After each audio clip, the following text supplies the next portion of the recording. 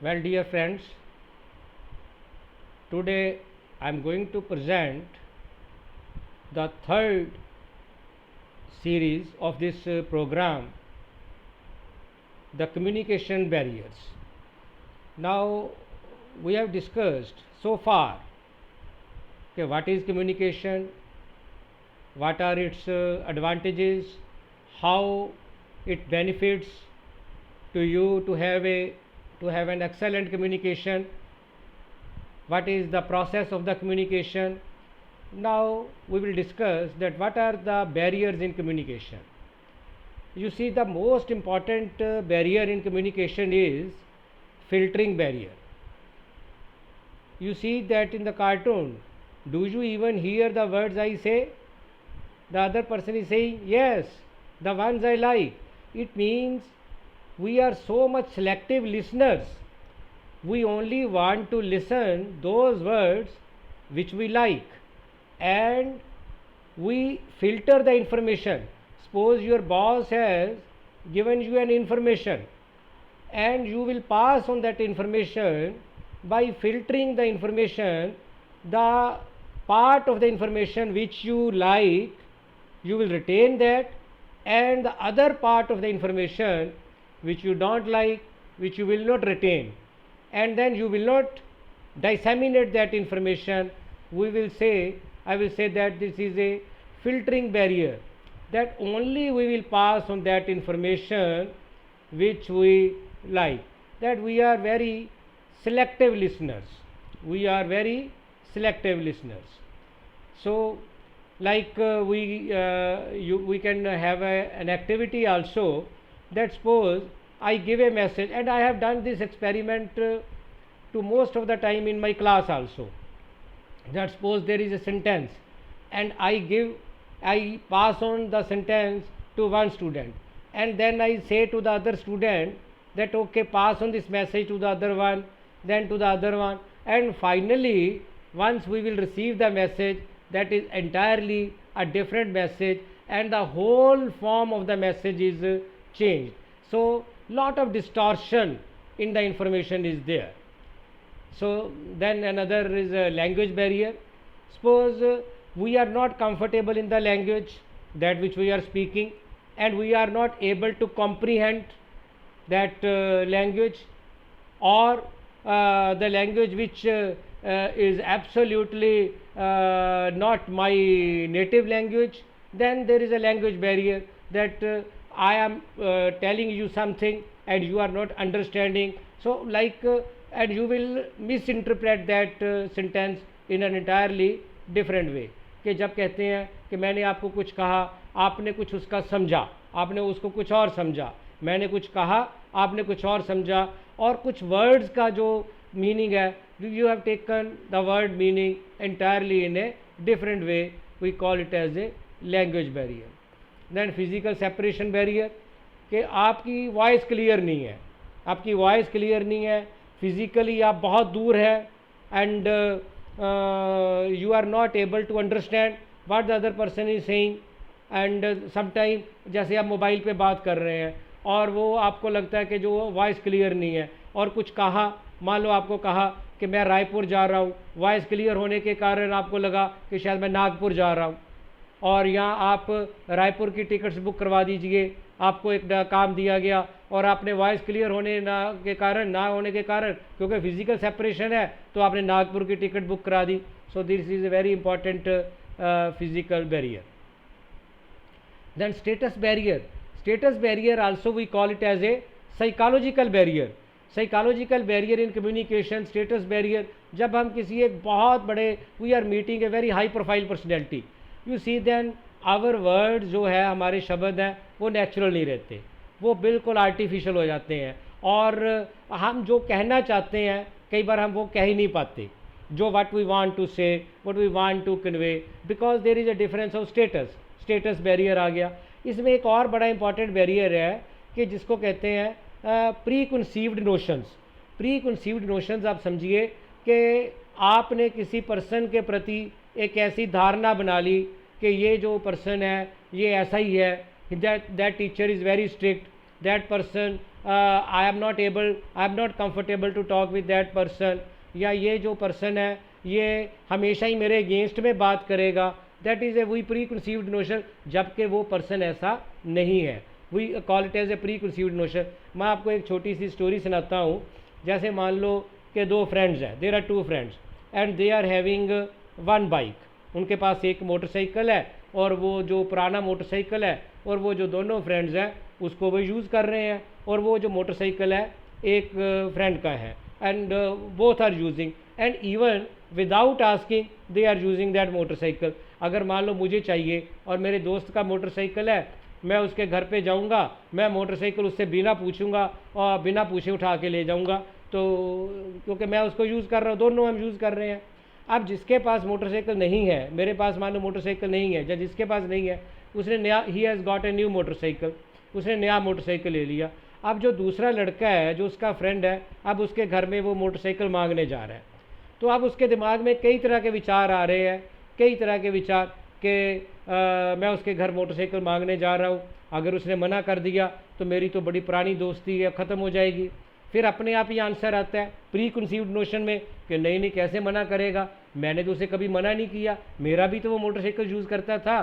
फिर आपके मन में विचार आएगा, अरे भाई मेरा तो पुराना था, उसने तो अभी 2 दिन पहले ही लिया है, नया मोटरसाइकिल है, वो तो मना भी कर सकता है। तो ये मन में धारणा करते करते उस लड़के ने जैसे ही अपने दोस्त का दरवाज़ा खटखटाया, उसने पूछा, हाँ भाई कैसे आए हो? तो उसने कहा, नहीं चाहिए तेरा मोटरसाइकिल, ज़्यादा घमंडी हो गया ना तो मोटरसाइकिल लेके, बहुत घमंड आ गया तुम्हें मोटरसाइकिल में। तो इसको कहते हैं प्री कंसीव्ड नोशन, कि जब हम ऐसे ही किसी के प्रति धारणा बना लेते हैं, ये भी एक बड़ा इंपॉर्टेंट बैरियर है। इमोशनल बैरियर, जब हम बहुत खुश होते हैं या जब कैसे हम रो के कोई बात कर रहा है, तो वो एक दोनों के लिए बैरियर है, बोलने वाले के लिए भी और सुनने वाले के लिए भी। जब हम किसी को अपने सेंटीमेंट शो करते हैं, हम एक्सप्रेशन शो करते हैं, and we are emotionally surcharged, जबकि हम अब we are not in a balance right state of mind, तो ये भी एक कम्युनिकेशन में बहुत बड़ा बैरियर। इसीलिए कहते हैं कि आप अपनी एक बड़ी बैलेंस पर्सनैलिटी रखिए। और इमोशनल बैरियर है जो, ये एक आपको डिसीज़न जो है आपका, एक इमोशनल बैरियर ऐसा इंपॉर्टेंट है कि आपका डिसीज़न भी गलत हो सकता है, कि आपके पास कोई आया, कोई रो के उसने बात कही, and you have taken a wrong decision, उसने भी गलत डिसीज़न लिया। सो this is also very important barrier. So gender barrier है, कई बार कोई मेल फीमेल का बैरियर है कि आप कंफर्टेबल नहीं है बात करने में, you are not comfortable in talking.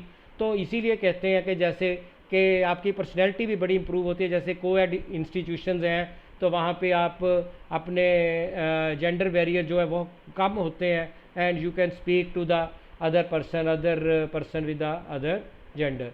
Cultural barrier, these are very important. Cultural barrier के देखिए आप कि एक कल्चर है वो एक हाथ मिलाने की कोशिश कर रहा है, you see on the in the picture you see that one person is moving his hand for a handshake and the other person is bowing his head, is a cultural barrier. कई बार मैंने देखा कि एक जगह एक club में एक ऑस्ट्रेलियन कपल ने डैनिश कपल के बारे में कंप्लेंट की कि एक बॉल रूम में जब डांस कर रहा है वो कपल, वो एक स्ट्रेंजर ही केम टू क्लोज। अब ये देखिए कि कल्चरल बैरियर है, ऑस्ट्रेलिया का कल्चर बैरियर कुछ है, किसी और कंट्री का कुछ है, डेनमार्क का कुछ है। वहाँ पे आपको कितना डिस्टेंस रखना है, ऑस्ट्रेलिया में हो सकता है वो ऑफेंसिव गिना जाए और डेनमार्क में नहीं गिना जाए।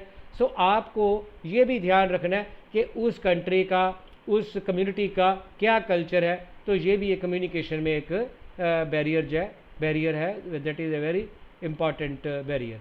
Now how we can make our communication effective, हम अपना कम्युनिकेशन कैसे इफ़ेक्टिव बना सकते हैं। तो देखिए जो कम्युनिकेशन है dear friends, always try to keep it very simple. ये एक इम्पॉर्टेंट है कि जब आप किसी से बात करते हो तो यूर फीडबैक मैटर्स, कि आप मान लो कुछ बात करते हो, बोल रहे हो, और अगर आप you are a silent spectator, आप कोई प्रॉपर फीडबैक नहीं दे रहे, तो then again it will be, हम कहते हैं कि ये अफेक्टिव कम्युनिकेशन नहीं है।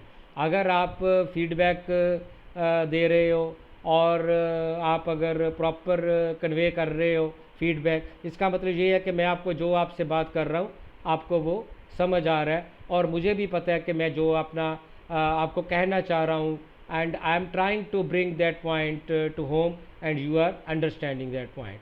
और अगर कोई दिक्कत है तो जिसको कहते हैं कि रेपिटेशन भी कर सकते हैं। जैसे मान लो कि कोई आप अपना बचपन याद करो, जैसे आपके फादर आपको कोई काम कहते थे कि जाओ बेटा ये काम करके आओ, फिर उसके बाद वो फादर कहते सुन सुन सुन क्या कहेगा जाके रिपीट कर। देखो ये इसका मतलब क्या है कि फादर वो क्या है कि अपने बच्चे को कम्युनिकेशन जो है वो इफेक्टिव बना रहे हैं। Repetition is the mother of learning, the father of the action which makes it to the architect of accomplishment. कि जो रेपिटेशन है इसका मतलब कि वो फीडबैक दे रहे हैं कि जो बच्चा है वो मैसेज है वो क्लियर दे रहा है, और वो मैसेज वही दे रहा है जो उसके पिताजी ने उसको कहा है। तो restrain over emotions, calm down. हमेशा जब आप कम्युनिकेशन करते हो, बात करते हो, रिलैक्स, आर्टिफिशियल नहीं होना चाहिए, आप उस पर नेचुरल रखिए एंड टेक इट इजी, बिल्कुल कंफर्टेबल रहे। और म्यूचुअल ट्रस्ट एंड फेथ, वही कम्युनिकेशन इफेक्टिव रहेगा कि जो आपका जो कम्युनिकेशन है that is full of commitment है, और आपके कम्युनिकेशन में इंटेग्रिटी है, सच्चाई है, रिलायबिलिटी है, भरोसेयोग है आपका कम्युनिकेशन, और आपका जो कम्युनिकेशन है वो कंसिस्टेंट है। ये नहीं कि आज आपने किसी को कुछ कहा, कल आपने उसका चेंज कर दिया, कल किसी को कुछ कहा। सो इसका मतलब ये है कि you are not a trustworthy person. So these are all the ingredients of a trustworthy communication, जिसको कहते हैं commitment, sincerity, reliability, integrity, competence and consistency. तो ये एक और बड़ा इम्पॉर्टेंट है कि लिसनिंग जो है वो कम्युनिकेशन को हमेशा इफेक्टिव बनाती है। Listening is very difficult, listening इतनी आसान नहीं है। Listening makes communication more effective. जैसे कहते हैं listening requires 2 years, 1 for meaning and 1 for feeling. इसका मतलब जब आप समझिए कि भगवान ने आपको nature has given 2 years but only 1 टंग, तो इसका मतलब ये एक बड़ा जेंटल हिंट है कि आपको डबल सुनना चाहिए और कम बोलना चाहिए। और जो लिसनिंग है that is not that easy, it is very difficult, क्योंकि लिसनिंग जो है उसमें आपको बहुत ही फोकस और बहुत ही कंसंट्रेटेड वे में रहना पड़ेगा। सो आपको सजेशंस जो हैं, आप देखिए कि स्टॉप टॉकिंग, सबसे पहले तो यही है कि every good conversation starts with good listening. कि जो भी एक अच्छी कन्वर्जेशन है वो एक अच्छी लिसनिंग के साथ ही स्टार्ट होती है। कि अगर आप एक अच्छे लिसनर नहीं हो तो you are not a good communicator. Put the talker at ease, जो पर्सन बोल रहा है देखिए कि उसको आप एट ईज़ करिए। देखिए आप मान लो एक प्रेजेंटेशन दे रहे हैं, you are going for a presentation, और वहाँ पे आप ये देखेंगे कि बहुत हॉस्टाइल कई बार होती है कि क्या बोलेगा ये स्पीकर, क्या बात करेगा। सो ये एक कहते हैं कि जब टॉकर है उसको थोड़ा सा कंफर्टेबल रखिए, so that let him talk, let him speak. अगर आप बड़ा हॉस्टाइल इन्वायरमेंट रखेंगे, बड़ा हॉस्टाइल एटीट्यूड रखेंगे, तो इससे जो टॉकर है वो एट ईज़ नहीं रहेगा। Show the talker that you want to listen.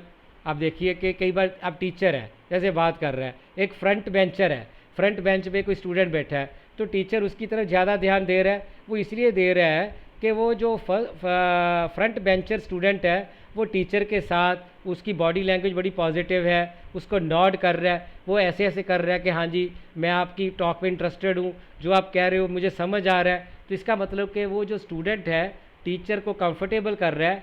Show a talker that you want to listen, ये भी एक लिसनिंग का बड़ी इंपॉर्टेंट पैरामीटर है, और ये कम्युनिकेशन को इफ़ेक्टिव बनाएगा।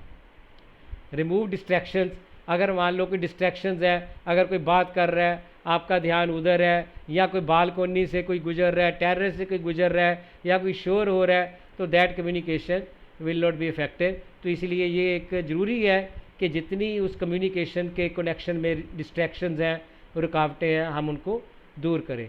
एम्पैथाइज विद द टॉकर, देखिए कि जो टॉकर है आप उसको हॉस्टाइल मत अपना एटीट्यूड मत रखिए, उसके साथ एम्पैथी रखिए। कोई हो सकता है कि नया टॉकर भी हो, कोई अभी वो हेजिटेशन कर रहा हो, इतना कंफर्टेबल नहीं है, अगर आप उसको if you will try to put him down he will not be able to talk. So please have empathy with the talker and help by doing that you are not helping others, but you are helping yourself also, कि आपको भी पता है कि how to respond to a good communication. तो be patient, do not interrupt. देखिए आप ये नहीं कि जब कोई बोल रहा है उसको बोलने दें, ये नहीं कि आप उसके बोलने से पहले ही आपने अपना शुरू कर दिया. You have not listen and then you have started speaking. Be patient my dear student, be patient, don't interrupt when someone else is speaking. Hold your temper. मुझे पता है कि आपका कई बार का आपके बड़े अग्रेसिव क्वेश्चन भी हो सकते हैं, या आपका कोई आर्गुमेंटेटिव क्वेश्चन भी हो सकता है, तो उसको थोड़ा सा अच्छी तरह से बात करिए, और अपनी जो टेम्पर को, वो अपने जो आपकी जो लैंग्वेज है, टोन है, टेनर है, उसको थोड़ा आप कंट्रोल में रखिए. गो easy on argument and criticism, कि जो आपका आर्ग्यूमेंट है उस पर ईजी रहिए. क्रिटिसिज्म जो है वो देखिए, आर्ग्यूमेंट और क्रिटिसिज्म, आर्ग्यूमेंट ये है कि आप डिस्कशन करिए, आर्ग्यूमेंट मत करिए. आर्ग्यूमेंट और डिस्कशन में क्या है कि जो आर्ग्यूमेंट है दैट थ्रोज हीट, वो क्या हीट थ्रो करता है, और जबकि डिस्कशन है वो लाइट थ्रो करता है. तो इसीलिए मतलब कई बार ये होता है कि बड़ा वेहेमेंटली क्रिटिसिज्म करते हैं, just criticism only for the sake of criticism, just to put the other person down. तो ये go easy on argument and criticism. You will not be getting anything with vehement argument or criticism. So in the end I can say, ask question. Successful people ask better question, and as a result they get better answer. आप question पूछिए और उसका you will get a better answer. So and in the end again, जैसे मैंने start किया था, stop talking, that is the essence of a good and effective communication. And thanks my dear students. I hope ये तीनों series जो अपनी होगी leadership और कम्युनिकेशन में, अगर आप तीनों सीरीज़ देखेंगे तो काफ़ी अच्छा आपको रहेगा. और अगर कोई भी क्वेश्चन है तो you can ask me any question any time. So thank you, and that is all about this leadership and communication. Okay.